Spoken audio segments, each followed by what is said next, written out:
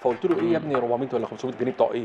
قال لي ما انا سالتك يا بابا على الاربع مطوشه وانت قلت لي البريمير ليج بس اللي اقول لك اتوقعهم لك 100% عشان انا. لكن الدوري المصري موجود جوه موجود برضه المراهنات موجود دي. الابلكيشن ده بيتكلم عن الدوري المصري والدوري السعودي كله مش الدوري المصري بس، كل الدوريات كل يعني الدوريات العربيه جميل. ده ممكن يكون مراهنات من باب اللعب. لكن هل ممكن تأثر تتحكم في نتائج مباريات؟ يعني عايز اقول لك اللي ده ممكن يحصل في اوروبا، يعني في الدوري الايطالي على سبيل المثال. لو تفتكر معايا نرجع تاني اللي الميلان في ازمه نزل بسبب نزل درجه نزل درجه ثانيه واسبانيا واجري اللي هو بتاع اللي كان جه يدرب المنتخب ده ده تهمته كانت فكره المراهنات لدرجه انه اللي قلت لحضرتك الحدث ده لما في 2019 هو كان مدير الفني المنتخب الوطني. انا شكيت وقلت على الهوا انه الراجل ده قبل كده عنده ازمه مراهنات في اسبانيا.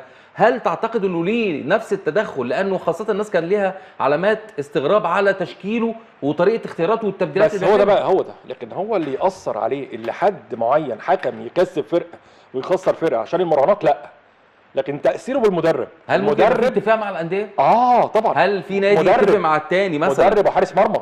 طبعا حارس المرمى والمدرب بيبقى ليهم يد في الموضوع.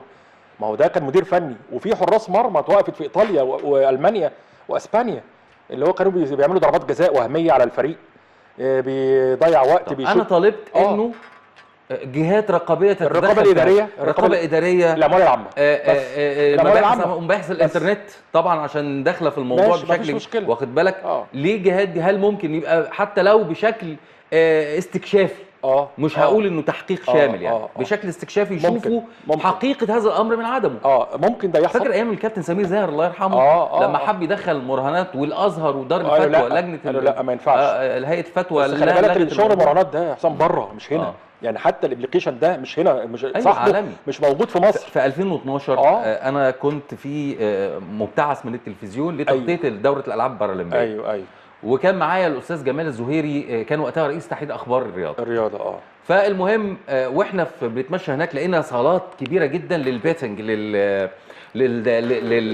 للمراهنات والتوقع. تبقى قاعات كبيره جدا، كافيهات كده شيك، وانت قدامك شاشات وتقعد تشرب وكذا وتدوس على زراير والكلام ده وتدفع وقصه وتخلص. مظبوط. قلت له تعالى نعمل تحقيق، انا هعمله مصور وحضرتك تعمله مكتوبا. وكان الفكره الكلام ده في 2012 وكنا هنعمل الفكره دي فعلا، بس ظروف انشغالنا هناك ما قدرناش نكملها.